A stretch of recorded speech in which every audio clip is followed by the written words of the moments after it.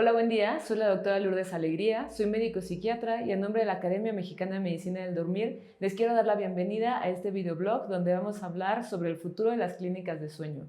Para esto contamos con el doctor Ricardo Bello que nos va a acompañar el día de hoy para platicarnos de este tema tan importante. Doctor, bienvenido. Muchas gracias. Antes que nada, me gustaría presentar al doctor Ricardo Bello. El doctor realizó la especialidad de Medicina Interna y la especialidad de Neumología en el Instituto Mexicano del Seguro Social. Cuenta con alta especialidad en trastornos del dormir que realizó en el Instituto Nacional de Enfermedades Respiratorias. Además, es maestro en Administración de Hospitales y Salud Pública. Actualmente es director de la Clínica de Sueño Ciudad de México, así como presidente de la Academia Mexicana de Medicina del Dormir. Doctor, para iniciar este blog sobre el futuro de las clínicas de sueño, me gustaría preguntarle primero, ¿cómo está conformada una clínica de sueño? Muchas gracias por la invitación a nuestra querida academia. Siempre usted, doctora, por el apoyo, la ayuda para estos blogs, que es importante para la difusión de la medicina de sueño. Comenzamos. Efectivamente, una clínica de sueño es un lugar donde realizamos estudios. La mayoría de la gente piensa que lo más importante es el equipo de diagnóstico, la tecnología que tengamos. La realidad es que la parte más importante de una clínica de sueño es el personal médico. El capital humano tiene que ser especializado. Habitualmente se conforma por una especialidad o alguna área muy específica. La realidad es que lo ideal sería que tuviéramos todas las especialidades en un mismo sitio. Independientemente del equipo o el material de diagnóstico, es más importante el capital humano, porque me he encontrado con algunas situaciones donde a veces el que se encuentra a cargo de la clínica no es médico, no tiene la formación o el entrenamiento en sueño. Obviamente el abordaje o el seguimiento de los pacientes no es el mejor. Claro, es menos completo, supongo. Así es. Ok, ¿qué especialistas forman parte o qué especialistas sugeriría usted que formaran parte de la clínica de sueño?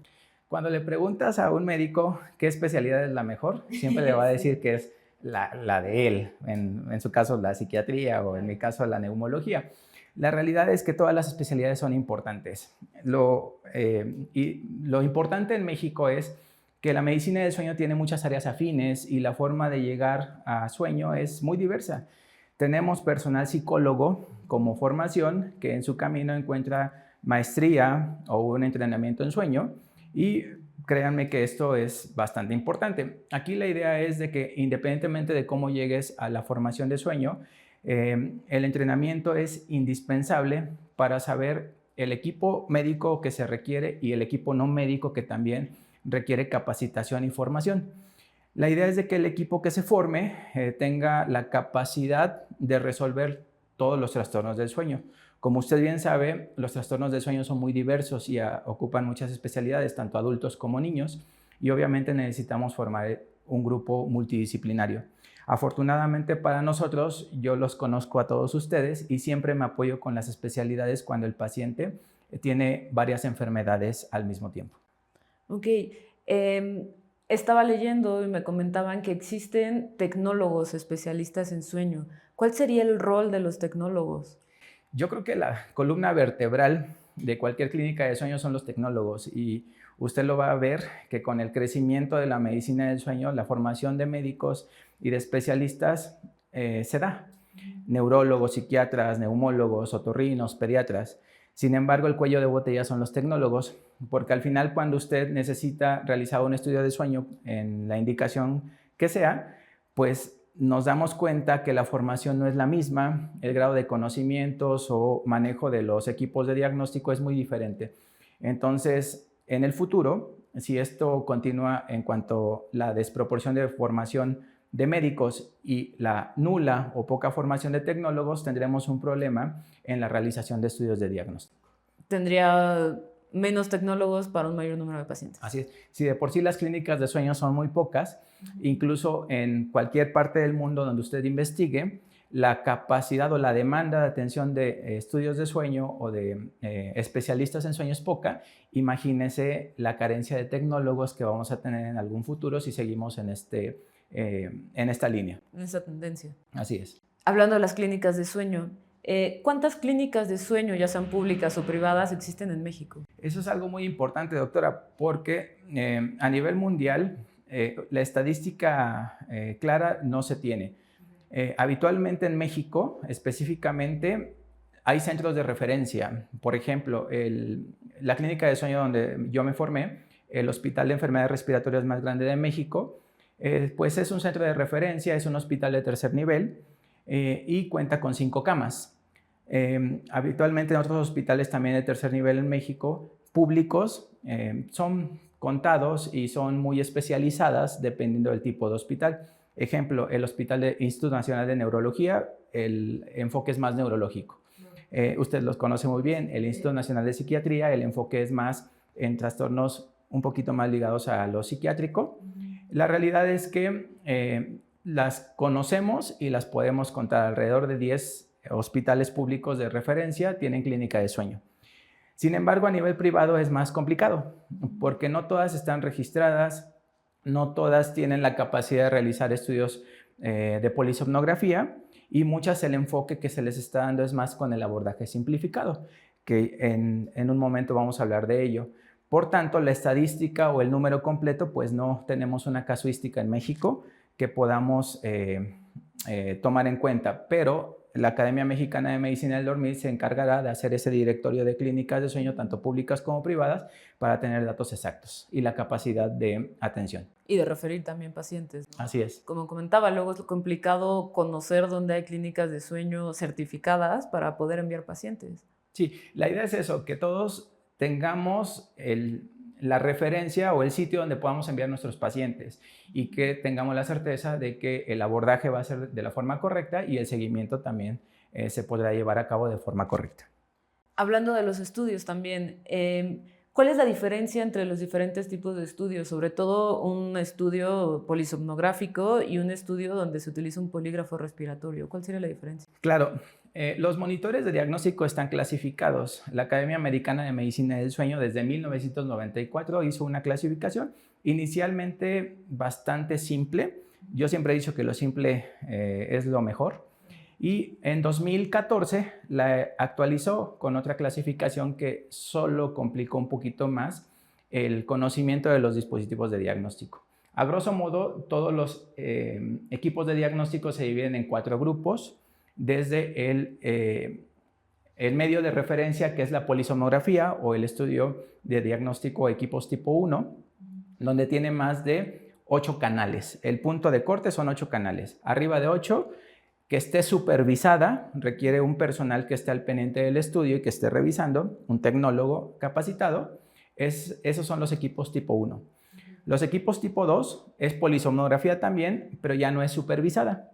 Incluso la polisomnografía que se hace en domicilio es el ejemplo clásico de ese tipo de instrumentos. Los dispositivos o la clasificación del grupo 3 es la poligrafía respiratoria, los estudios simplificados de sueño, doctora, que usted bien los conoce. Esos no es alguna presunción, pero son los que habitualmente los neumólogos utilizamos para el diagnóstico de apnea obstructiva del sueño. Es importante precisar porque creemos que lo simplificado es mejor. Si tuviéramos un gráfico de precisión y de portabilidad para también medir qué dispositivo es el mejor, independientemente de los costos, la polisomnografía es el estándar de referencia. Con el estándar de referencia siempre se comparan el resto de dispositivos que pudiéramos tener a la mano, inclusive los que están muy en boga para los pacientes, que son los relojes inteligentes, exactamente, que usted bien los conoce. La realidad es que se requiere que todo dispositivo, para que sea de uso médico, tiene que estar comparado con la polisomnografía, tiene que validarse. Si está validado con un estudio, con ciertos requisitos, lo podemos utilizar en la práctica médica. Pero el más certero y el más portable, la realidad es que la polisomnografía en el momento actual no le ganamos. Todos los dispositivos o tecnología que está surgiendo actualmente es solamente comparativa. Tienen ciertas indicaciones y la tecnología se irá adaptando a los laboratorios de sueño. La polisomnografía nunca va a desaparecer.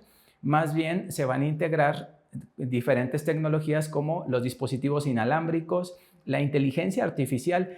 Como usted bien lo sabe, la polisomnografía tiene muchas desventajas. Particularmente el costo implica que tenemos que revisarla, calificarla y eso lleva horas. y también quien lo realiza, pues tenemos que pagarle y también eso eleva los costos. La inteligencia artificial entrará para que esa calificación automática cada vez sea más certera y pudiéramos simplificar el tiempo tanto de la colecta de datos como en su momento la entrega de reportes.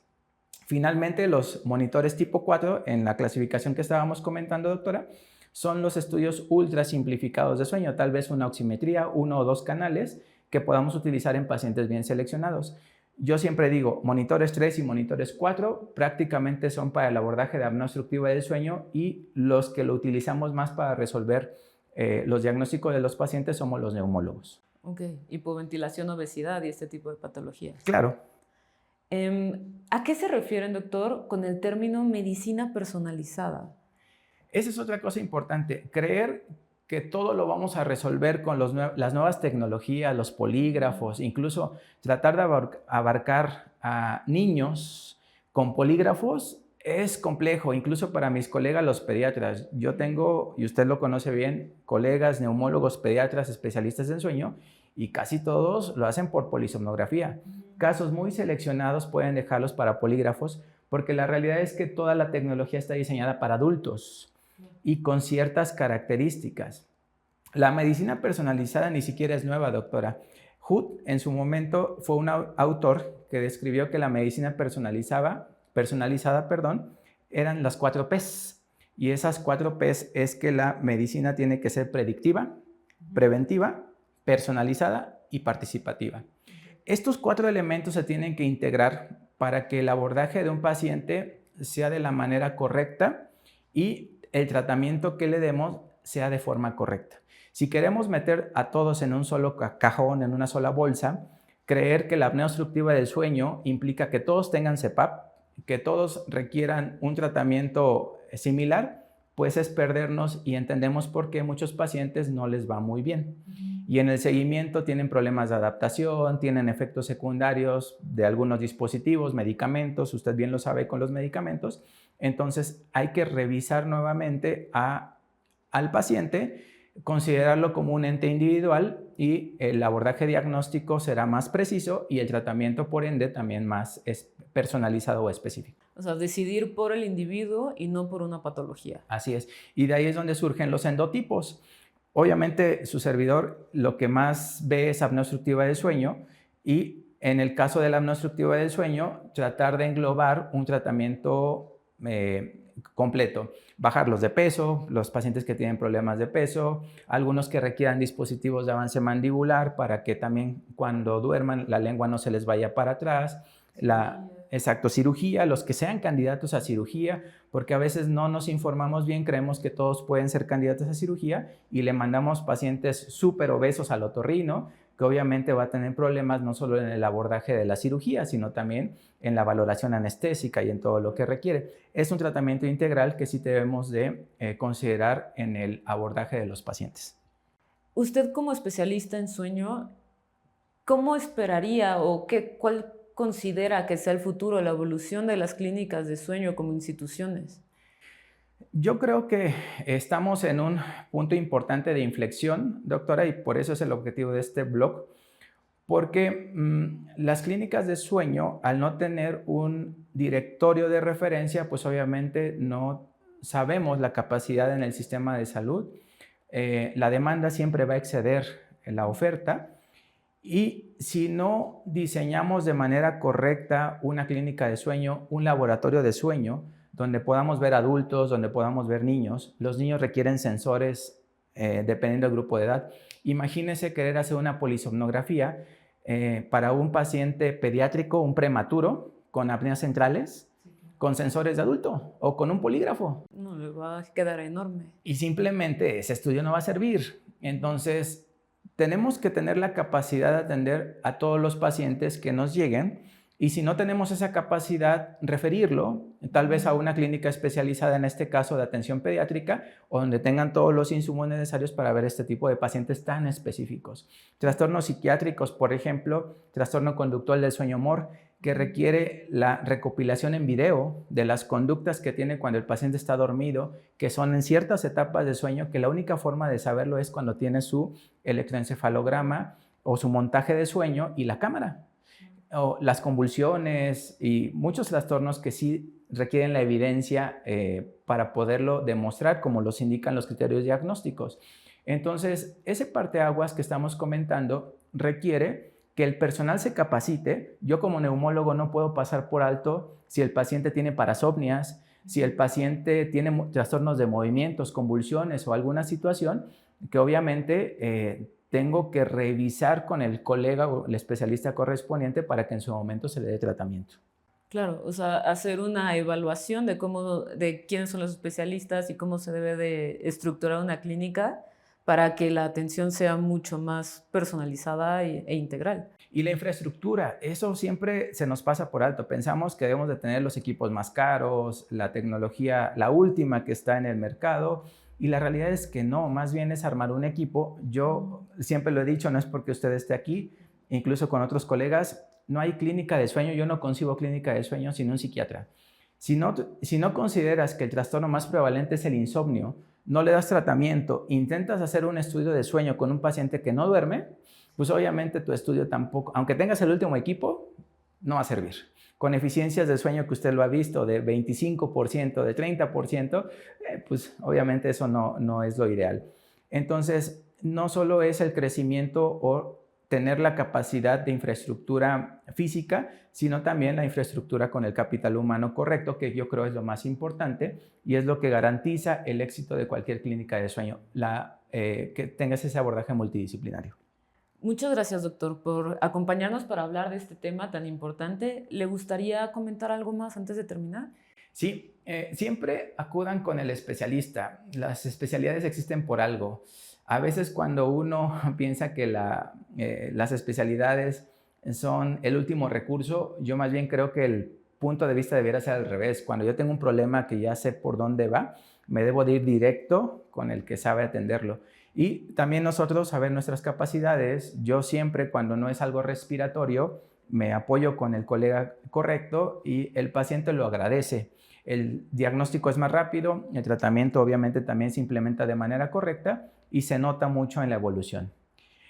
Finalmente, no quiero terminar este blog sin agradecer a la academia por este interés en nuestros médicos y en nuestro personal. Yo creo que el éxito de la Academia Mexicana de Medicina del Dormir radica en su capital humano, no solo en el manejo de los pacientes, sino también en este tipo de información que es muy especializada. Muchas gracias, doctor. Quiero agradecer nuevamente al doctor Ricardo Bello por acompañarnos. Les vamos a poner los datos del doctor Bello en nuestras redes sociales y en el videoblog para que puedan comunicarse con él en caso de tener alguna duda. Y como comentaba el doctor, la medicina del sueño, tanto el diagnóstico como el tratamiento, ha tomado cierta iniciativa y ha tomado mucha más importancia en los últimos años. Y justo por eso la importancia de estructurar adecuadamente las clínicas de sueño para poder dar la mejor atención a nuestros pacientes, así sea un diagnóstico oportuno como un tratamiento adecuado. Antes de terminar, doctora, sí me gustaría también invitarlos a todas nuestras actividades y particularmente por las fechas a nuestro tercer Congreso Internacional de Medicina del Dormir, que se llevará a cabo del 21 al 23 de agosto de este año en el Hotel Galería Plaza San Jerónimo. Tenemos un programa, yo qué les puedo decir, todos los miembros o asociados de la academia son de calidad, pasan por un filtro, algunos tienen experiencia que no la tendríamos en algún especialista en otras áreas. Y también tenemos personas en formación que son brillantes y están actualizados, y todos esos temas los vamos a abordar en un programa de 12 módulos y 6 talleres divididos en los 3 días. Y yo creo que independientemente del área a la cual se dediquen, van a encontrar algún tema de interés. Y la práctica en los talleres nunca la van a encontrar en alguna formación porque es muy específica. Y de verdad que estoy un poquito emocionado porque pues obviamente ya es próximo, pero sí me gustaría que nos viéramos todos por ahí. Muchas gracias. A usted, doctor, a nombre de la academia les doy las gracias por ver este videoblog. Síganos en nuestras redes sociales y los esperamos tanto en el Congreso como en nuestros siguientes videoblogs. Muchas gracias.